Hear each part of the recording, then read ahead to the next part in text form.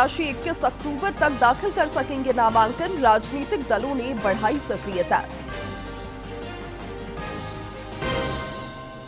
दुमका में आत्मनिर्भर भारत सम्मेलन, केंद्रीय मंत्री अन्नपूर्णा देवी ने आत्मनिर्भर भारत के लिए दिया स्वदेशी का मंत्र, बोली देश में विकास और महिला सशक्तिकरण को मिला नया आयाम। रांची के तुपुदाना थाना क्षेत्र के बालसरिंग के पास पुलिस और अपराधियों के बीच मुठभेड़, एक अपराधी जख्मी, 2 पकड़ाया, हथियार बरामद। और धनबाद में फुटबॉल खिलाड़ियों का मंत्री सुदिव्य कुमार ने बढ़ाया हौसला, कहा जल्द बनेगा नया स्टेडियम, रांची वनडे को लेकर तैयारियां शुरू।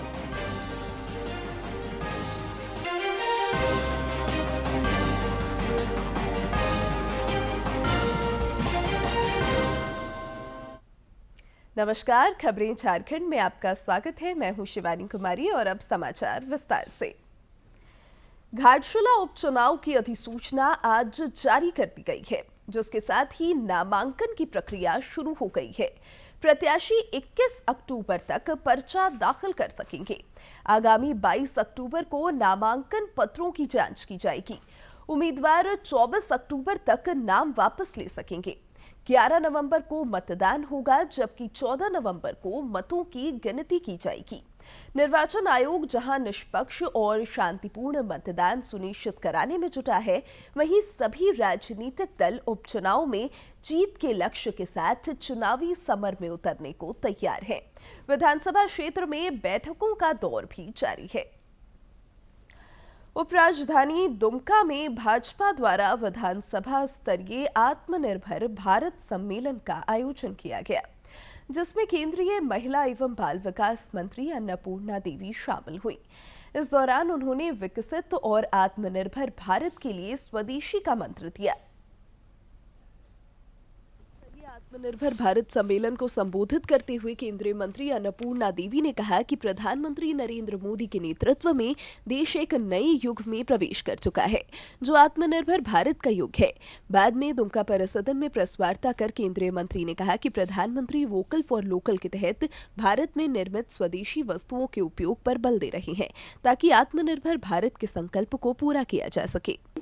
वोकल फॉर लोकल के तहत जो भारत में निर्मित वस्तुएं हैं, हम ज्यादा से ज्यादा स्वदेशी वस्तुओं का उपयोग करें, उन्होंने आह्वान भी किया है। और लाल किले के प्राचीर से भी उन्होंने आह्वान किया है। मन की बात के माध्यम से भी उन्होंने कलाकारों को आगे बढ़ाने का, उन्हें प्रोत्साहित करने का और पूरे देश के अंदर उनकी बात को रखने का उन्होंने काम किया है।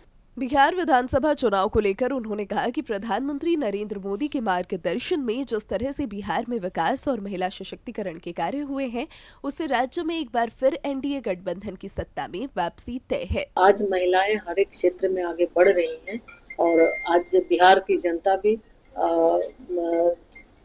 एनडीए के प्रति उनका पूरा समर्थन है और फिर से आप देखेंगे, फिर से एनडीए की सरकार बहुमत के साथ बनेगी, क्योंकि उनको भरोसा। केंद्रीय मंत्री ने पश्चिम बंगाल के दुर्गापुर में एक मेडिकल छात्रा के साथ हुए सामूहिक दुष्कर्म के मामले में वहां की मुख्यमंत्री ममता बनर्जी के बयान की निंदा की और राज्य की विधि व्यवस्था पर सवाल उठाए।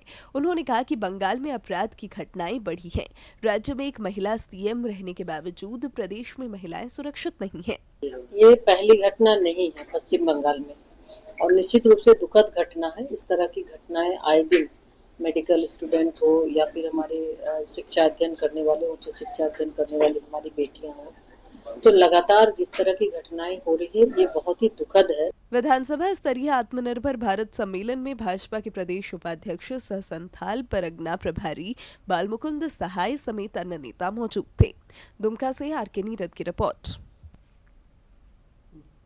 इधर लौह नगरी जमशेदपुर में भाजपा द्वारा जमशेदपुर पश्चिमी विधानसभा स्तरीय सम्मेलन आयोजित हुआ, जिसमें वक्ताओं ने आत्मनिर्भर भारत के लिए स्वदेशी वस्तुओं के उपयोग पर जोर दिया। पार्टी के प्रदेश कार्यकारी अध्यक्ष आदित्य साहू ने कहा कि प्रधानमंत्री नरेंद्र मोदी की पहल पर आत्मनिर्भर भारत अभियान देश की आर्थिक संरचना को सशक्त बना रहा है। उन्होंने त्योहारी सीजन में लोगों से स्वदेशी उत्पाद खरीदने का आग्रह किया।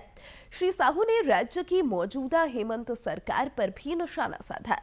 वहीं सांसद विद्युत वरण महतो और विधायक पूर्णिमा साहू ने भी लोगों को स्वदेशी का मंत्र दिया। ध्वस्त है, विकास के सारे कार्य ठप पड़े हुए हैं, भ्रष्टाचार चरम पे पहुंचा हुआ है। आप अंचल कार्यालय जाए, बिना पैसा का दाखिल कार्य नहीं होता, बिना पैसे का आपका खाता बही प्लॉट नंबर रकबा चढ़ता नहीं है, थाने में मैंने पैसे दिए हुए FIR नहीं होते हैं। मतलब इस प्रकार का अराजक स्थिति इस पूरे क्षेत्र में बनी हुई है, जिससे घाटशिला के लोगों के मन में बहुत झारखंड मुक्ति मोर्चा कांग्रेस के प्रति आक्रोश और गुस्सा है। प्रधानमंत्री नरेंद्र मोदी के विकसित भारत 2047 के संकल्प को शिक्षा विभाग भी पूरा करने में लगा हुआ है। इसी कड़ी में विनोबा भावे विश्वविद्यालय हजारीबाग में झारखंड बिहार के भूगोल वेत्ताओं के राष्ट्रीय सेमिनार का आयोजन किया गया, जिसमें विकसित भारत में बिहार और झारखंड के संसाधनों का सतत उपयोग पर चर्चा हुई। प्रधानमंत्री नरेंद्र मोदी के विकसित भारत के संकल्प को पूरा करने के लिए देश में विभिन्न स्तरों पर प्रयास हो रहे हैं। शिक्षा विभाग भी इस लक्ष्य को मुकाम तक पहुंचाने में महती योगदान दे रहा है। इस कड़ी में हजारीबाग के विनोबा भावे विश्वविद्यालय में भूगोल वेत्ताओं का राष्ट्रीय सेमिनार आयोजित किया गया, जो विकसित भारत में बिहार और झारखंड के संसाधनों का सतत उपयोग विषय पर केंद्रित रहा। इस दौरान वक्ताओं ने झारखंड बिहार के संसाधनों के बेहतर और समुचित उपयोग पर बल दिया, ताकि विकसित राष्ट्र का सपना साकार हो सके। विश्वविद्यालय के कुलपति प्रोफेसर चंद्रभूषण शर्मा ने सेमिनार आयोजन को सार्थक पहल बताया। इस बात को ध्यान से अपने अपने महाविद्यालयों में, विश्वविद्यालय में चर्चा करें। इस डिसिप्लिन का कॉन्क्लेव, सेमिनार, कॉन्फ्रेंस हर साल हर जगह पर होना चाहिए। मैं आपको बधाई देता हूं कि ज्योग्राफिकल जो आप कह रहे हैं conference of geographical Bihar and Jharkhand है, ये लगातार कर रहा है, हर विषय में होना चाहिए। इसकी बड़ी उपादेयता है वो विश्वविद्यालय, वो देश जहाँ विषय आगे जा रहा है वहाँ ये होता है। जहानाबाद से पहुंचे प्रोफेसर सुमेश ने भी कहा कि प्रधानमंत्री नरेंद्र मोदी ने विकसित भारत 2047 का सपना देखा है, उसे पूरा करने में सेमिनार सहायक सिद्ध होगा। झारखंड में संपदा है और बिहार में संपदा कम है, इसके बावजूद भी समातुल्य यानी समान विकास नहीं हो पा रहा है। रेशनल डिस्पर्सन है या भेद वो है, उसको खत्म करके ज़्यादा से ज़्यादा विकास को और अंतिम पंक्ति तक पहुंचाना इसका उद्देश्य है, पर्पस है। और इस दिशा में इस कॉन्फ्रेंस में पूरे देश भर से लोग आए हैं। उम्मीद की जानी चाहिए कि 2 दिनों के सेमिनार से आने वाले कालखंड में सकारात्मक परिणाम दिखेगा और विकसित भारत का लक्ष्य मुकाम पर होगा। हजारीबाग से गौरव प्रकाश की रिपोर्ट। झरिया के पूर्व विधायक संजीव सिंह के कल 8 वर्ष बाद गृहनगर धनबाद पहुंचने पर समर्थकों ने जोरदार स्वागत किया। झरिया की वर्तमान विधायक और उनकी पत्नी रागिनी सिंह ने पति की वापसी पर खुशी जाहिर की और कहा कि घर में फिर से खुशियां लौट आई हैं।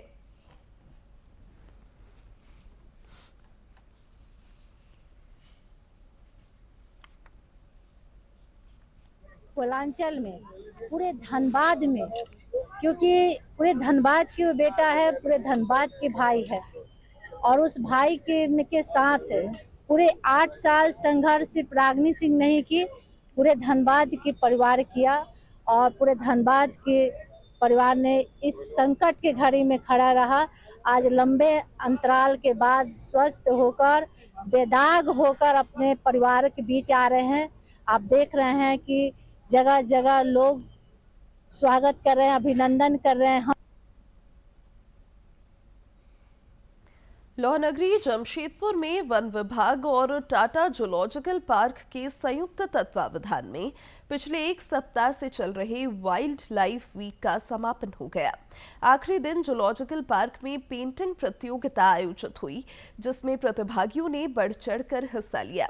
इस दौरान मुख्य अतिथि प्रधान मुख्य वन संरक्षण वाइल्ड लाइफ परितोष उपाध्याय समेत अन्य अतिथियों ने विभिन्न प्रतियोगिताओं के विजेताओं को पुरस्कृत किया। दूरदर्शन के सरायकेला संवाददाता अनूप मिश्रा को फोटोग्राफी पर प्रतियोगिता में पहला स्थान मिला तथा उन्हें नगद और ट्रॉफी देकर सम्मानित किया गया। श्री उपाध्याय ने इस मौके पर राज्य में 2 नए चिड़ियाघर और एक टाइगर सफारी की स्थापना का भी ऐलान किया।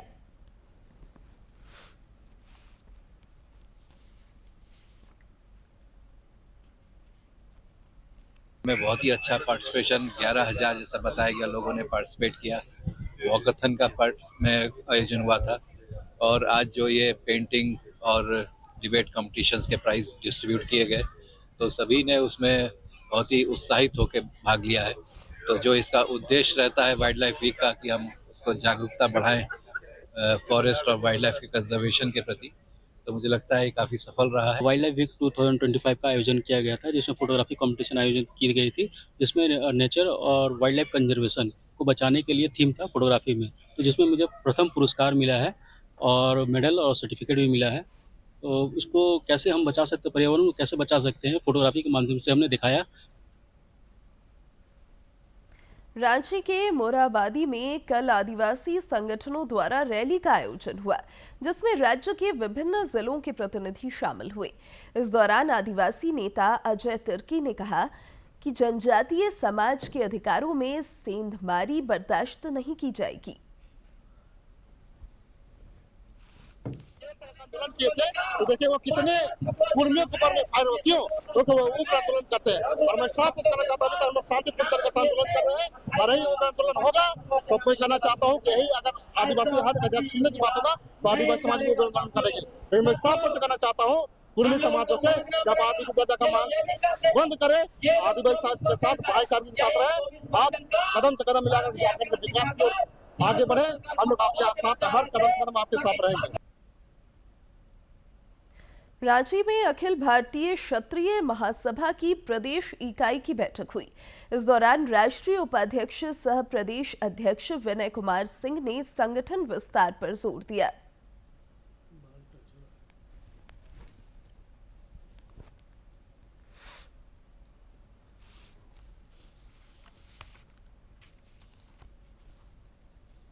क्षत्रिय समाज का सबसे पहला चीज है यह जो एजेंडा है मीटिंग का, उसमें कैसे हम लोग गांव में, प्रखंड में, पंचायत में, जिला में संगठन को विस्तार कर सकें। इसलिए एक निर्णय हो रहा है कि जो भी पदाधिकारी स्टेट के हैं उसको हम लोग हर जिला में एक 4-5 व्यक्ति का टीम बनाकर और भेजा जाए जो कि उस जिला में संगठन को मजबूती के लिए कार्य कर सके।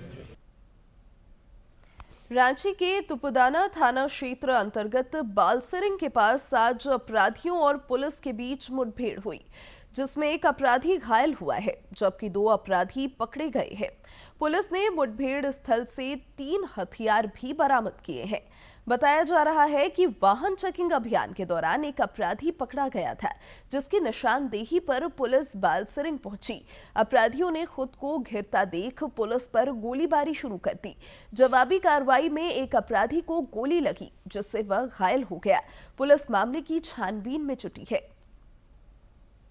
इधर राज्य में नक्सलियों की भी जबरदस्त तरीके से घेराबंदी हो रही है और सुरक्षा बलों को नक्सल विरोधी अभियान में लगातार सफलता मिल रही है। पुलिस और सीआरपीएफ ने हजारीबाग और बोकारो जिले के सीमावर्ती इलाकों में सर्च अभियान के दौरान मैगजीन सहित 2 SLR राइफल, भारी मात्रा में कारतूस और अन्य सामग्री बरामद की है। देश में विकास को नया आयाम मिलता दिख रहा है। प्रधानमंत्री नरेंद्र मोदी की पहल पर शुरू हुई पीएम गति शक्ति योजना ने विकास को नई रफ्तार दी है। विभाग और मंत्रालयों के बीच बेहतर समन्वय इस योजना की बड़ी सफलता है।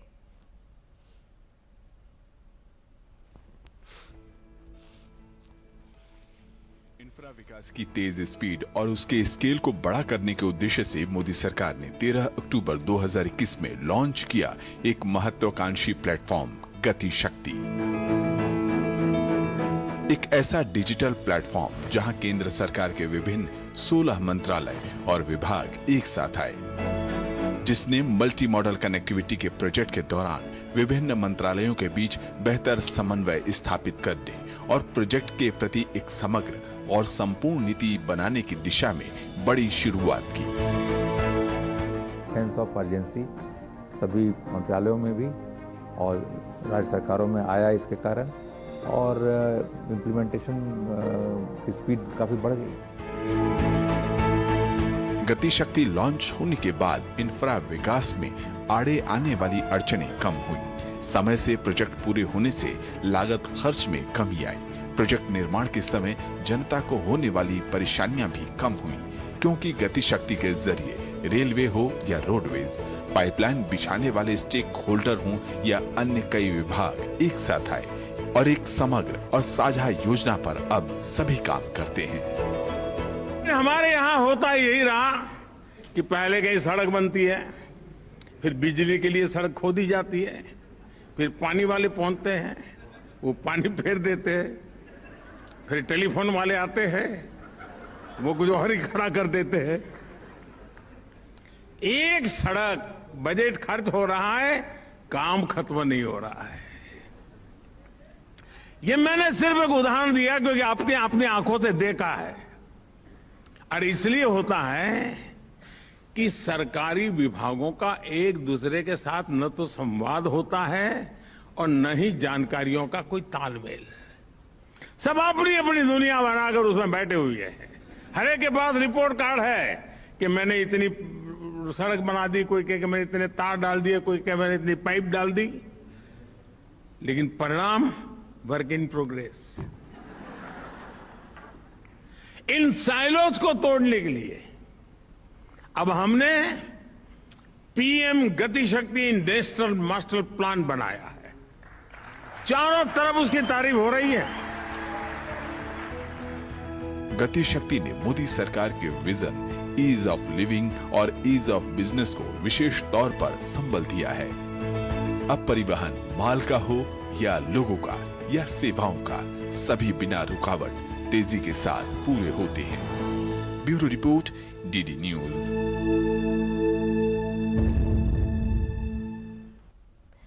प्रधानमंत्री नरेंद्र मोदी के आत्मनिर्भर भारत और स्वदेशी अभियान से चतरा के मूर्तिकारों और शिल्पकारों को भी संबल मिल रहा है।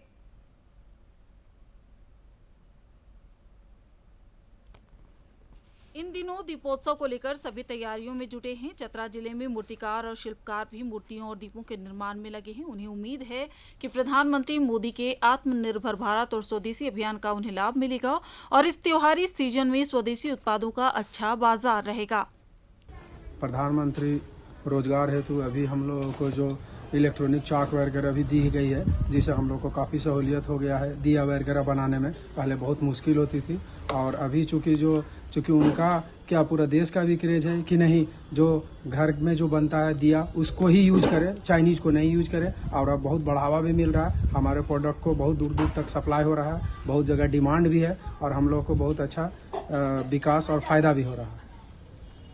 मूर्तिकारों और शिल्पकारों का कहना है कि इस बार त्योहार स्वदेशी रंगों में सजेगा और मिट्टी के दियों की रौनक हर घर तक पहुंचेगी। से बहुत पसंद कर रहे हैं इस बार से, लगातार मतलब कस्टमर बढ़ते ही जा रहा है। आपके पास मूर्ति बहुत अच्छा, फिनिशिंग बहुत अच्छा देते हैं। मिट्टी कला से जुड़े युवा शिल्पकार प्रधानमंत्री मोदी के प्रयासों की सराहना कर रहे हैं। उनका मानना है कि वोकल फॉर लोकल अभियान से लोगों की सोच अब बदल रही है। युवा शिल्पकारों ने कहा कि अब लोगों में देसी उत्पादों को अपनाने का रुझान बढ़ा है, जिससे उनकी मेहनत को नई पहचान मिल रही है। हमारे देश के प्रधानमंत्री Modi ji local for vocal के लिए कई लोगों, सभी लोग भारत के देशवासियों को प्रेरित कर रहे हैं, और हम लोग भी उनके बातों को जोर शोर से ध्यान देते हुए दिया बना रहे हैं काफी संख्या में। नरेंद्र मोदी के द्वारा, हमारे झारखंड के मुख्यमंत्री के द्वारा भी इलेक्ट्रिक चाक दिया गया है, जिससे हम लोग को बहुत सारा इलेक्ट्रिक चाक हर एक घर में एक एक दिया गया, जिससे हम लोग बहुत सारे दिया बना रहे हैं और फायदा मिलता है। जैसे लोकल वाला है, जो बाहर का मूर्ति नहीं आता, हम लोग का मूर्ति यहाँ बिकता है, अच्छा जिसे दिखने में खूबसूरत लगता है, तो नहीं तो लोकल खरीदते हैं। प्रधानमंत्री मोदी के आत्मनिर्भर भारत और स्वदेशी अभियान को लोग आत्मसात कर रहे हैं, जो आने वाले समय में विकसित राष्ट्र का आधार बनेगा।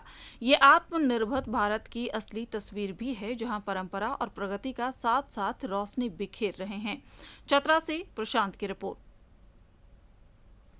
नीति आयोग ने दुमका जिला प्रशासन की 2 पहलों की सराहना की है और उसके लिए जिले के prestigious use case challenge award से सम्मानित किया है।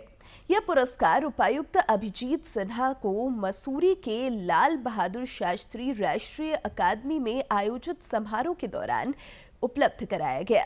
जिले को दीदी की दुकान और संपूर्ण शिक्षा कवच के लिए राष्ट्रीय फलक पर यह पुरस्कार मिला। दुकान ने गांव की महिलाओं को आर्थिक स्वावलंबन की दिशा में नई उड़ान दी है। उपायुक्त के स्तर से शुरू की गई दीदी की दुकान योजना ने स्वयं सहायता समूहों की महिलाओं के जीवन में आर्थिक बदलाव लाया है। इस पहल से दुमका के 10 प्रखंडों में 3623 दीदी की दुकान संचालित है, जो कि ग्रामीण महिलाओं की दशा सुधारने में कारगर साबित रहा है। ये मैं जब से आर्थिक रूप से प्लास्मा चलाने के जब से शुरुआत की हूँ, तभी से आर्थिक रूप से मैं स्वावलंबी अपनी जरूरत के हिसाब से अपना पूरा कर रही हूँ और जितना भी हो सकता है उतना मैं दीदी लोग को भी जागृत करके और उसमें रोजगार को आगे बढ़ाने के लिए कोशिश में भी लगी हुई हूँ और अपना भी आर्थिक स्थिति मेरा बहुत पहले से जी जैसा था उससे ज़्यादा मैं अभी सुधार है। वहीं संपूर्ण शिक्षा कवच सरकारी स्कूल से आईआईटी तक की यात्रा में एक मिसाल बन गया है। यह पहल तकनीक आधारित शिक्षा प्रणाली के माध्यम से 24 घंटे 7 दिन ऑनलाइन शैक्षणिक सहायता प्रदान करती है, जिससे शिक्षकों की कमी जैसे मुद्दों को दूर करने का प्रयास किया गया है। उपायुक्त अभिजीत सिन्हा ने इस उपलब्धि को दुमका जिले के हर एक व्यक्ति की उपलब्धि बताया है। गाँव को खुद अपने पैरों पर खड़ा होने के लिए किराना दुकान के माध्यम से जो लगभग पूरे दुमका जिले में 4000 खोले गए हैं उसके लिए, और शिक्षा के क्षेत्र में जहाँ पे टीचर्स की कमी को देखते हुए ऑनलाइन एजुकेशन और डाउट सॉल्विंग का 24/7 का जो प्लेटफॉर्म है उसके लिए दोनों का अवार्ड मिला है। मुझे बहुत खुशी है इस बात के लिए। दुमका जिला प्रशासन की पहल से जहां एक ओर जिले भर के विद्यार्थियों को तकनीक आधारित बेहतर शिक्षा प्राप्त करने का अवसर प्राप्त हुआ है, वहीं दूसरी ओर दीदी की दुकान के माध्यम से ग्रामीण महिलाएं आर्थिक रूप से समृद्ध बन रही हैं। डीडी न्यूज के लिए दुमका से आरके नीरद की रिपोर्ट। धनबाद के टुंडी मानियाडीह थाना क्षेत्र में फुटबॉल प्रतियोगिता का आयोजन हुआ। खेल मंत्री सुदिव्य कुमार भी खिलाड़ियों का उत्साह बढ़ाने पहुंचे। इस दौरान उन्होंने खेल और खिलाड़ियों को बढ़ावा देने की सरकार की प्रतिबद्धता दोहराई। साथ ही कहा कि अगले वर्ष ये प्रतियोगिता नए स्टेडियम में होगी। इस मौके पर कई गणमान्य लोग मौजूद थे।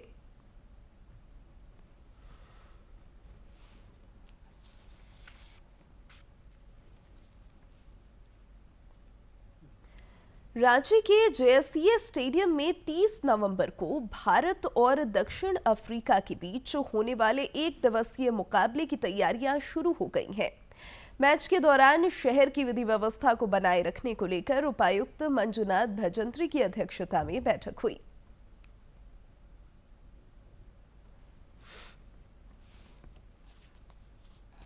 दक्षिण अफ्रीका के बीच होने वाले 1 दिवसीय मुकाबले की तैयारियां शुरू हो गई हैं। मैच के दौरान शहर की विधि व्यवस्था को बनाए रखने को लेकर उपायुक्त मंजुनाथ भजंत्री की अध्यक्षता में बैठक हुई। इस दौरान उपायुक्त ने कहा कि हमारा यह लक्ष्य है कि यह आयोजन खेल प्रेमियों के लिए यादगार बने और रांची की छवि एक उत्कृष्ट मेजबान के रूप में और मजबूत हो। इस दौरान जेएससीए के अध्यक्ष अजयनाथ शाहदेव ने जिला प्रशासन के सहयोग की सराहना की और कहा कि समन्वित प्रयासों से यह अंतर्राष्ट्रीय आयोजन सफल और भव्य रूप से संपन्न होगा। भुवनेश्वर में चल रहे राष्ट्रीय जूनियर एथलेटिक्स चैंपियनशिप में झारखंड के खिलाड़ियों का दमदार प्रदर्शन जारी है। झारखंड ने अब तक कुल 7 पदक जीते हैं, जिसमें 2 स्वर्ण, 3 रजत और 2 कांस्य पदक शामिल हैं। रांची के दीपक मुंडा ने अंडर 18 के बालक वर्ग में लंबी कूद में रजत पदक जीता। वहीं अंडर 20 वर्ग में अफरोज अहमद ने भी ऊंची कूद में कांस्य पदक पर कब्जा जमाया। झारखंड शिक्षा परियोजना परिषद की पहल पर खेलो झारखंड के तहत 2 दिवसीय राज्य स्तरीय इंडियन राउंड तीरंदाजी प्रतियोगिता कल रांची में संपन्न हो गई। रांची जिला ने उत्कृष्ट प्रदर्शन करते हुए चैंपियन बनने का गौरव प्राप्त किया। पश्चिमी सिंहभूम की टीम फर्स्ट रनर अप जबकि पूर्वी सिंहभूम सेकंड रनर अप रहा। समापन समारोह के दौरान अतिथियों ने खिलाड़ियों को मेडल और ट्रॉफी देकर सम्मानित किया।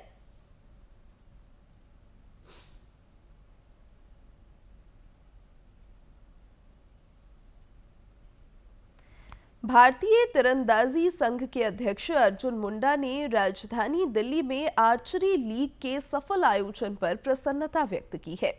दूरदर्शन से खास बातचीत में उन्होंने कहा कि तीरंदाजी लीग भारत के ऐतिहासिक विरासत को आधुनिक खेल से जोड़ती है।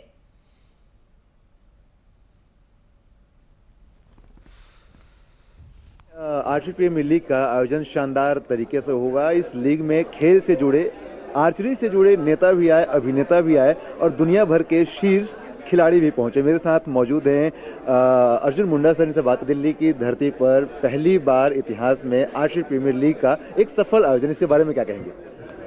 हम सब के लिए गौरव की बात है कि विजयादशमी से भारत दुनिया का अकेला देश है जिसने archery league, archery premier league का शुभारंभ किया है और देश भर के आर्चर्स आज यहाँ पर इस लीग में पार्टिसिपेट कर रहे हैं और बहुत अच्छा परफॉर्म करते हुए एक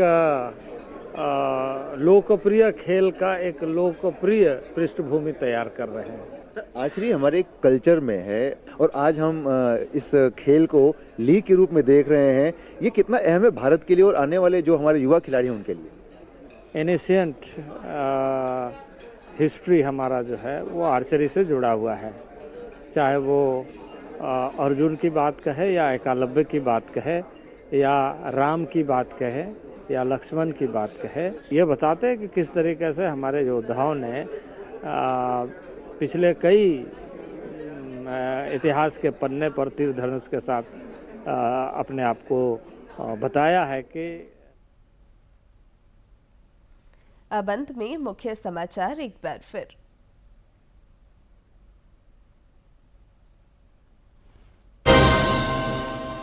घाटशिला विधानसभा उपचुनाव की अधिसूचना जारी। प्रत्याशी 21 अक्टूबर तक दाखिल कर सकेंगे नामांकन। राजनीतिक दलों ने बढ़ाई सक्रियता।